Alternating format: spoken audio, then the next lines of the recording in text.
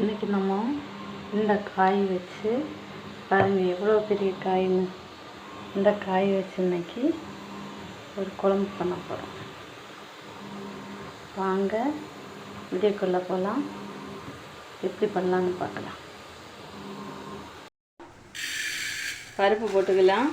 இது சிறுவத்தம் பருப்பு. அன்னைக்கு ஒரு ஆள் இது வேற ஒரு சாம்பார் போட்டிருந்தேன், என்ன பருப்புன்னே சொல்லலைன்னு சொல்லி கேட்டிருந்தாங்க. சாரி, அதில் நான் சொல்லலை என்ன பருப்புன்னு. இது சிறுவேத்தம் பருப்பு. பருப்பு கொஞ்சம் தாராளமாக போட்டுவிடுங்க. ஏன்னா காய் நிறைய இருக்குது, பெரிய காய்.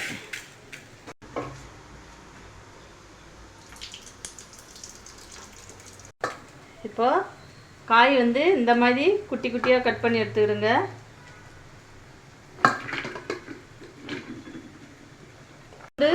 தேவைக்கு போட்டுவிடுங்க, கொஞ்சம் அதிகமாக போடுறது நல்லது. தக்காளி 3 தக்காளி எடுத்திருக்கேன், கொஞ்சம் பெரிய தக்காளி. இப்போ தேவைக்கு உப்பு போட்டுக்கலாம், மஞ்சள் பொடி போட்டுக்கலாம். கொஞ்சமாக தண்ணி ஊற்றுங்க அளவுக்கு, ரொம்ப அதிகம் ஊற்றாதீங்க. இந்த காயிலேருந்து தக்காளியிலேருந்து எல்லாம் தண்ணி வரும் பார்த்தீங்களா, அதனால் மீடியமாக ஊற்றினா போதும்.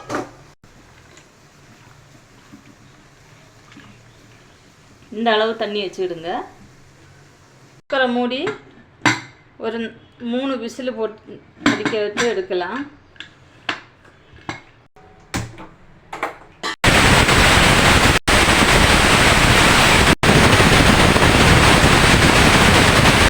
இப்போ 3 விசில் அடிச்சிடுச்சு. குக்கரை ஓப்பன் பண்ணி பார்க்கலாம். பாருங்கள், நல்லா வெந்திருக்கு. இந்த மாதிரி நல்லா வேகணும், பருப்பு நல்லா வேகணும். அதுக்கப்புறம் நீங்கள் ஒரு சிலர் இது கடைகிறது ரொம்ப பிடிக்கும், ஒரு சிலருக்கு இந்த கடையாமல் இப்படியே அரைப்பெல்லாம் போட்டு தாளிக்கிறது தான் பிடிக்கும். எனக்கு நான் கடையில்லை, நல்லா வெந்திருக்கு, அதனால் கடையிறதுக்கு தேவையில்லை.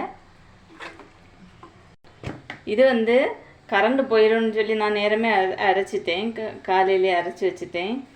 இது தேங்காய், ஜீரகம், பச்சை மிளகு, வேறு எதுவுமே சேர்க்கல. இந்த 3 போட்டு நல்லா அரைச்சி வச்சுருக்கேன். இதை தான் இப்போ இதில் போட போகிறேன். டேஸ்ட் சூப்பராக இருக்கும். என் வீட்டுக்காரருக்கு இந்த குழம்பு ரொம்ப பிடிக்கும், அதனால தான் இன்றைக்கி பண்ணியிருக்கேன்.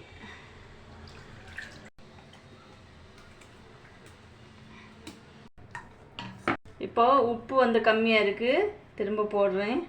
எங்கள் வீட்டில் இந்த மாதிரியெல்லாம் குழம்பு பண்ணால் டேஸ்ட்டு எல்லாருக்குமே பிடிக்கும். வீட்டுக்காரருக்கு மட்டும் இல்லை, பிள்ளைங்களும் நல்லா விரும்பி சாப்பிடுவாங்க. அதனால் நான் கொஞ்சம் அதிகமாகவே இன்றைக்கி வச்சு பண்ணினேன், நைட்டுக்கும் சேர்த்து பண்ணேன். இப்போது இதை நல்லா கொதிக்க விடலாம், நல்லா கொதிக்கட்டும். பாருங்கள், குழம்பு நல்லா கொதிச்சிருச்சு. இப்போ நம்ம தாளிக்கலாம். அள்ளி வச்சு 2 ஸ்பூன் எண்ணெய் ஊற்றிக்கிடுங்க. கடுகு போட்டுக்கலாம், கருவேப்பிலை போட்டுக்கலாம், மிளகா போட்டுக்கலாம்.